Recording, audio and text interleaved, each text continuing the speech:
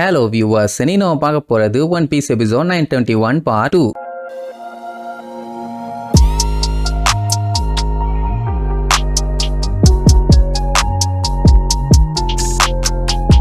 Open பண்ணா இனிமே அந்த குமரசுக்கி ரோட்ல நடந்து வந்துகிட்டே தான் இருக்கா. மக்கள்லாம் ஓஹோ ஓஹோன்னு கத்திட்டே இருக்காங்க. அட சட்டு புட்டுன்னு நடந்து போனா தானே கேசலுக்கு போய் சுட சுட திங்க முடியும். இப்படி ஆம வேகத்துல போயிட்டு இருந்தான்னா நம்ம பள்ளியிலே வந்துட்டாளா வரலையான்னு வெறிகுண்டு பாத்துக்கிட்டு இருக்கானுங்க. எல்லாம் ஓவரா பில்டப் பண்றாங்கல்ல, அதான் அவ நிஜமாவே அப்படி என்ன அழகா அப்படின்னு செக் பண்றதுக்காக நின்றுட்டு இருக்கானுங்க. சரி, அந்த டைம்ல தானே ஒரு 3 பேர் இடையில வந்து விழுந்து அவளை கொல்லாம விட மாட்டேன்னு பெரிய கலவரம் பண்ணானுங்க. அது ஏன் என்னன்னு இப்பதான் காட்டுவாங்க. அந்த 3 பேர்த்துல அந்த பெரியவருக்கு ஒரு சின்ன பிளாஷ்பேக் என்னன்னா, அந்த கிருகு பையன் ஒரு நாள் நல்லா குடிச்சிட்டு அவங்ககிட்ட இருக்க காசெல்லாம் காமிச்சு பாத்தீங்களா, நான் எவ்வளவு பணக்காரனா இருக்கேன், என்னை யாரு நல்லபடியா பாத்துக்கிறாங்களோ அவங்களுக்கு நான் நிறைய பணம் கொடுப்பேன்னு அப்படியே அள்ளி வாரி வீசுவான். அதை பார்த்து அந்த அழகா இருக்கான்னு சொல்லி இப்ப கூப்பிட்டு வந்துட்டு இருக்காங்களே ஒருத்தி, அதான் அந்த குமரசக்கிங்கிறவன். அவன் என்ன பண்ணிட்டான், அந்த கிழட்டு பைய கிட்ட போய் எனக்கு அந்த ஷோகன் உரோச்சி கூட இருக்க சுத்தமா பிடிக்கல, உங்க கூட தான் இருக்கணும் ஆசையா இருக்குது, நான் உங்க கூடவே வந்துடுறேன்ப்பா. அந்த மனுஷனுக்கு சாக்கு, ஏமா நான் பல்லு போன கிழவன், என்னால ஒழுங்கா நடக்க கூட முடியாது, என்னைய பார்த்துக்கிட்டு எப்படிமா இருக்க போற அப்படின்னு இருந்தாலும் ஓப்பனாவே கேட்டுட்டான். ஆனாலுமே இல்ல, நான் உங்க கூடவே கடைசி வரைக்கும் இருந்துடுறேன், என்னை வந்து நிறைய காசுக்கு வித்துட்டாங்க,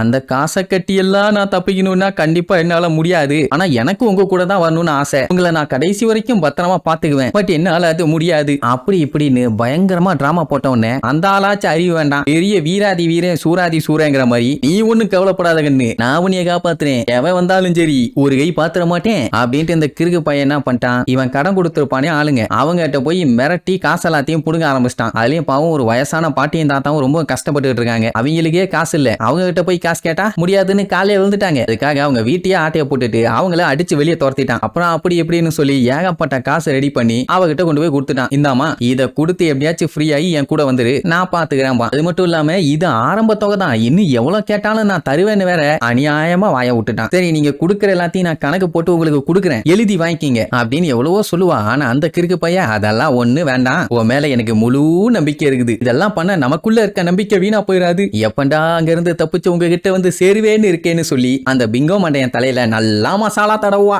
அந்த ஆள் பேரே பிங்கோ தான். அதுக்கப்புறம் என்ன பண்ணா, இன்னும் காசு தேவைப்படும்ல, எல்லாத்தையும் மிரட்டி உருட்டி சின்ன பொண்ணுன்னு கூட பார்க்காம பயங்கரமா மிரட்டி வட்டிக்கு வட்டி கந்து வட்டி ஸ்பீடு வட்டி எல்லாம் போட்டு காசை வாங்க ஆரம்பிச்சிட்டான். அப்படி வாங்கி கொண்டு போய் கொடுத்தா அவளுக்கு என்ன சந்தோஷம், காசு நிறைய தரானேன்னு. அடுத்து என்ன சொல்லுவா, நீங்க எனக்கு காசு கொடுக்கறதெல்லாம் ஓகே தான், ஆனா இதை விட நிறைய காசு கொடுத்து நீ அங்க வாங்குறதுக்கு எவனோ ஒருத்தன் ரெடியா இருக்கான், அதனால எனக்கு என்ன பண்றதுன்னு தெரியலங்கிற மாதிரி சொல்லுவாளா. உடனே அந்த கிழமை விடுறதா இல்ல, ஆஹா விடக்கூடாதே, எப்படியாச்சும் இவளை நம்ம பக்கம் இழுத்தே ஆகணும்னு நான் காசுன்னு நிறைய கொண்டு வரேன், யாரும் உன்னைய வாங்கிட்டு போக விட மாட்டேன்னு சொல்லி அதுக்கப்புறம் அடிச்சு புரண்டு போய் ஏகப்பட்ட காசை கலெக்ட் பண்ணிட்டு வந்து இந்த வச்சுக்காமா முன்னாடி ஒரு செட்டு மாதிரி கொடுப்பான், இப்ப 10-15 செட்டுக்கு இருக்குது காசு. அவளும் நடிச்சு நிறைய காசை வாங்கிட்டா. இப்படி இருந்தாலும் காசு நிறைய கேட்டு வீட்லயும் பிரச்சனை ஆயிருச்சு. அதனால அவரோட ஒய்ஃபே அவரை விட்டு போயிட்டாங்க. ஆனாலும் அதை பத்தி அந்த ஆளு கவலையே படல. ஓடி நீ இல்லன்னா என்ன அப்படின்ட்டு சந்தோஷமா அவகிட்ட போய் காசை அள்ளி வாரி இறைச்சிக்கிட்டே இருக்கான்.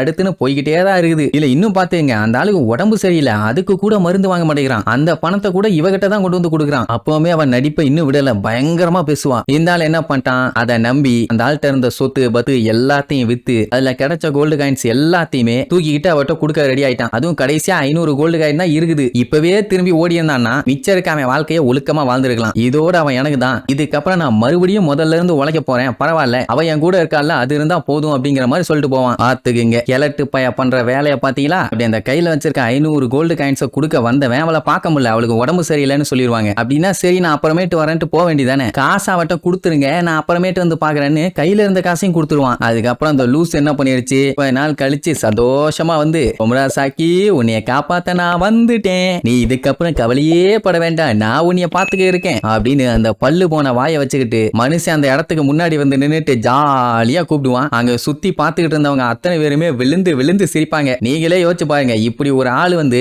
அவ்வளவு அழகான பொண்ணை நான் கூப்பிட்டு போறேன்னு சொன்னாருன்னா எல்லாம் என்ன சொல்லுவாங்க, ஜஸ்ட் காமெடியா தான் ஃபர்ஸ்ட் எடுப்பாங்க, கொஞ்சம் சீரியஸா போகும்போது தான் கல் எடுப்பாங்க. ஆனா அந்த நிலைமை இன்னும் வரல. அவரு எல்லாம் உள்ள போய் அவளை கூப்பிட்டுவாங்க, நான் கூப்பிட்டுட்டு கிளம்புறேன், எவ்வளவு நேரம் வெயிட் பண்றது, பாவம் அந்த புள்ள நான் இல்லாம ஏங்கி போயிருப்பா, அன்னைக்கே அந்த ஆளு அழுதுட்டா, இதுக்கப்புறம் எல்லாம் என்னால அவளை தனியா விட முடியாது, கூப்பிடுங்க அப்படி இப்படின்னு பயங்கரமா பேசினோன்னு சுத்தி இருக்கவனுங்க எல்லாம் கழுவி ஊத்துவானுங்க. யோ என்னையா காமெடி பண்ணிட்டு பண்ணிட்டு இருக்க? அவகிட்ட இல்லாத காசாயா? அவ நினைச்சானா எப்ப வேணாலும் எங்க வேணாலும் போலாம். நீ எல்லாம் வந்து அவளை காப்பாத்தணும்னு அவசியமே இல்ல அப்படி இப்படின்னு சொல்லுவாங்க. ஆனா அந்த வயசானவர் என்ன நினைச்சிட்டாரு, நம்ம கொடுத்த காசை தான் அவன் எல்லாத்தையும் பத்திரமா வச்சிருக்கா போல, பரவாயில்லையே நல்ல பொண்ணா இருந்திருக்காளேன்னு சுத்தி இருக்கவங்க எல்லாம் வயிறு வலிக்க வலிக்க சிரிச்சுட்டு இருக்காங்க. அப்பவாச்சும் அந்த ஆளுக்கு அறிவு வேண்டாம். அந்த டைமுங்கும் போது குமரசாக்கி இங்கோவா வந்திருக்குது அப்படின்னு கேட்ட உடனே, வந்துட்டியா வாமா மின்னல் வந்து எல்லாத்துக்கும் நோஸ் கட் ஆகிற மாதிரி, உங்க கூட தான் வருவேன்னு சொல்லிட்டு வாமா நம்ம கிளம்புவோம். இதுக்கப்புறம் தான் மூட்டை தூக்கி உனக்கு சாப்பாடு போடணும். ஆனா உங்ககிட்ட தான் காசு இருக்குது இல்ல, அது போதும், எல்லாம் ஏன் பணம் தானே அப்படின்னு சொன்ன உடனே, உங்க பணம் என்கிட்ட இருக்குதா? ஐயோ பெரியவரே, அது எல்லாத்தையுமே நான் செலவு பண்ணிட்டேன், ரொம்ப ரொம்ப தேங்க்ஸும்பா. அதுவும் புகைய ஊதி விடுவா. அந்த ஆளுக்கு லைட்டா ஷாக் ஆகும், என்னமோ நடக்குதே ஏதோ சரியில்லையேன்னு. சுத்தி இருக்கவங்க எல்லாம் யோ கிளம்போல்டு, இந்த வயசுக்கு அந்த பொண்ணு கேக்குதா, போயா போயா பல்லுகள் எல்லாம் விழுந்துற போதுன்னு கிண்டல் பண்ணுவாங்க. அவ்வளவுதான், மூஞ்சி அப்படியே தொங்கி போச்சு. அந்த டைம் கியோஷிரோ அவங்க உள்ள இருந்து வருவான். அவனை பார்த்தவொடனே ஷாக் ஆயிருவான். ஏன்னா அவன் தான் இவங்க எல்லாத்துக்குமே பாஸ். அவரு டேய் நீ தான் இவ பின்னாடி சுத்திட்டு இருந்த அந்த கிளம்போல்டா, பல்லுகள் எல்லாம் தட்டி போடுவேன், கிளம்பியாமா. நான் எங்க ஏன் அவ பின்னாடி சுத்தினேன், அவதான் ஏன் பின்னாடி சுத்தினா, உண்மையை சொல்லுமா குமரசக்கின்னு. சுத்தி இருந்த ஆட்களால சிரிப்பை இன்னும் கண்ட்ரோல் பண்ண முடியல. மனசுல ஏதோ மன்மதன்னு நினப்பு வந்துட்டாருன்னு சொல்லி ஏகபோகமா நக்கல் பண்ணுவாங்க. அவரு புலம்பி தள்ளுவாரு, ஏமா என்கிட்ட இருக்க எல்லாத்தையுமே உனக்காண்டி கொடுத்துட்டேன், சொல்லப்போனா இப்ப என்கிட்ட எதுவுமே இல்ல, என்ன ஏமாத்திராதம்மான்னு கதறி கதறி அழுவானா. உடனே அங்க இருக்க பவுன்சர்ஸ் எல்லாம் வந்துருவானுங்க, ஏண்டா எத்தனை பேரா இப்படியே வந்து புலம்புவீங்க, நீயா போறியா நாங்க தாட்டுமான்னு சொல்லி படுக போட்டு ஏறி மிதி மிதி மிதி மிதின்னு மிதிப்பானுங்க. இப்படி ஒரு ட்விஸ்ட் வைப்பான்னு அந்த ஆளு கொஞ்சம் கூட எதிர்பார்க்கவே இல்லை. கடைசியா கொண்டு வந்திருந்த காசை எடுத்துட்டு போயிருந்தான்னா இந்நேரத்துக்கு இந்த நிலைமை வந்திருக்காதுன்னு நினைக்கிறேன். மேபி அவன் மறுபடியும் வர வச்சு அந்த காசை புடுங்கத்தான் போறான். சரி வந்ததுக்கு நல்லா அட்டி துவன்னு துவச்சு புளிஞ்சு காய போட்டாங்க. இதுதான் அந்த பெரியவருக்கு நடந்த சம்பவம். நல்லா ஏமாத்திருக்கா. அதனாலதான் அழுதுகிட்டே குமரசுக்கின்னு வந்திருக்காரு. ஊர் மக்கள் யாருக்கும் அவளோட விஸ்வரூபம் தெரியல, சரியான ஏமாத்துக்காரி. அப்படி வந்துகிட்டு இருந்தவளை ஒரு வழியா நம்ம பயிலுக பாத்துட்டானுங்க. சொன்ன மாதிரியே அவ அழகா பார்த்த உடனே நம்ம உசோப்பெல்லாம் கண்ணை கூட பிளிங்க் பண்ணிடக்கூடாதுன்னு அப்படியே ஓபன் பண்ணி வச்சு பாத்துக்கிட்டு இருப்பான். இப்படி போயிட்டு இருக்கும்போது அந்த பெரியவர் கூட இன்னும் 2 பேர் அழுதுகிட்டு இருந்தானுங்களே, அவனுங்களும் இதே மாதிரி ஏமாந்தவனுங்க தான். உனக்காண்டிய வீடு வாசல் சொத்து காசுன்னு எல்லாத்தையுமே இழந்துட்டேன், அதெல்லாம் ஒழுங்கா என்கிட்ட கொடுத்துரு, நீ ஏமாத்திட்ட அப்படி இப்படின்னு வாங்குன்னு வாங்குவானுங்க. ஆனாலும் அவ நீங்க கொடுக்கலன்னு சொல்லல, எனக்கு பிரைஸா கொடுத்ததை திருப்பி கேக்குறீங்களே இது நியாயமானு கேட்பான். அண்ட் அது மட்டும் இல்லாம மரியாதை தெரிஞ்சவங்க எல்லாம் இப்படி வந்து கேட்க கூடாது. அது மட்டும் இல்லாம நீங்க எல்லாம் ஆம்பளைங்க தானே, நான் மாதிரி அலைஞ்சுக்கிட்டு உங்ககிட்ட இருக்க காசெல்லாம் என்கிட்ட கொடுத்துட்டீங்க. முன்னாடியாச்சும் பணம் இருந்துச்சு, நீங்க ஒர்த்தான ஆளுங்க. இப்ப பணம் இல்லாதவங்க, சுத்த ஒர்த்லெஸ்ஸான ஆளுங்க. உங்களால இப்ப அலை மட்டும் தாண்டா முடியும், வேற ஒன்னும் பண்ண முடியாது.